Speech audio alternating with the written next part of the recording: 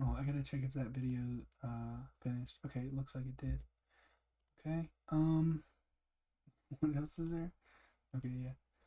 Um, okay. Attack on accessing knowledge. I don't know how prevalent it is that like the society in which we live really are like attacking on accessing knowledge. But for me, it really just makes me think about how like the cancel culture, it's like people that have politically incorrect information, like are we sure that taking away access to it is actually beneficial, or would it be like if someone is going to put negative, like let's say like truly negative, like separatists or like divisive or like just not good content, should we disable access to that? It's just an interesting concept, and I feel like taking away access to information that you don't think people should pay attention to is like it's just an attack on like being like it's attack on the potential for discernment, which I think is like it might have a very negative impact. It really just depends on who the person is trying to access the information and what their intent is to do with that information. There's a lot to there's a lot to that whole problem. I don't really think about it that much, but I do think it's interesting. I do think um, like large groups of people being able to actually control what it is that people see, and they have an agenda as to what they want people to see and what they don't want people to see. It's a very interesting dynamic. um, it's like there has to be an answer to what people ought to see, and uh, and so on. I don't think I can say anything more about okay. So, at this time during the intensified conflict for control over human consciousness, there are massive psychological operations being carried out to wrangle and censor certain subjects of information, keywords, or unapproved topics that are blocked from access by the masses. The controller agenda is to gain complete control over any kind of structure, organization, or media that allows the public to access knowledge and truthful events freely, or information that exists independently outside of the mainstream narrative. The strength of inverted systems are dependent on human ignorance and by shutting down access to knowledge in open source systems, thereby keeping the masses dumbed down and redirecting their conscious energy to fear based distractions and mindless entertainment. So, again, this goes back to service of self, splitter tech, it's like the opposite of self-inquiry upon I'm just trying to like tie in all these things that I'm talking about today.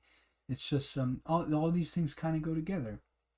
um Thereby, all right, right, so it's like systems of control and systems of access to knowledge that looking above it all, you could see how you can affect certain demographics of people and influence how they behave, and you can make them predictable, and thus knowing what it is that is like marketable to them, and things of this nature are why this stuff goes on, right?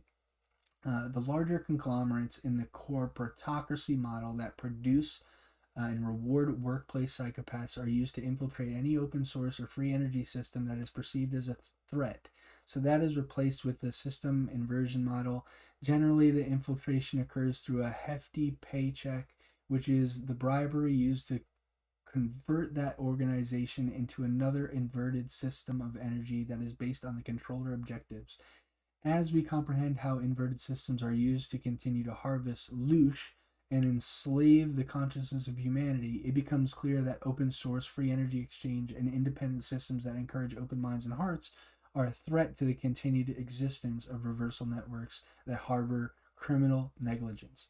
Okay, loosh. Maybe we'll go into that some other time. Let's see. A term applied to the energy produced by human beings and animals that other entities use to feed from.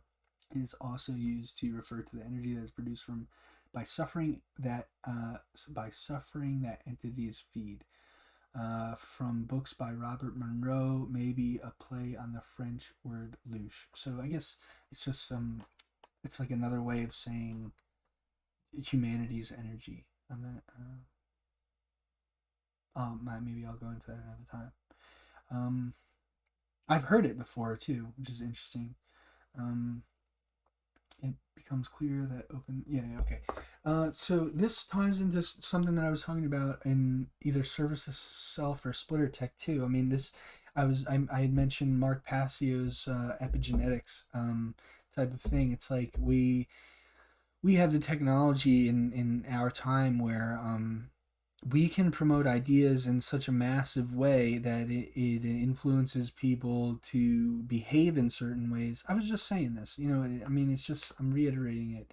Um, but it's like you can, there are people that might have the power to like create, it's almost like kingdoms or like split species of people, or like, it's like, generations, like you you can control how generations think, and if you are aware that you're successful in controlling how generation thinks, you could then go on to predict how their progeny will think, have media prepared for them in order to influence them in a very particular way. And it's like, in order for someone to perceive that something like this is happening, they have to go through massive amounts of media and see how it really influences people. The ability to really see how media affects people en masse is only really given to like a certain, like a few people in the world. And most of the people in the world, like, generally probably don't have a care about the implications of like what it means to be participating in the massive diversity of programming we have in the world. um oh, I think that's all I got for that one. um that's it.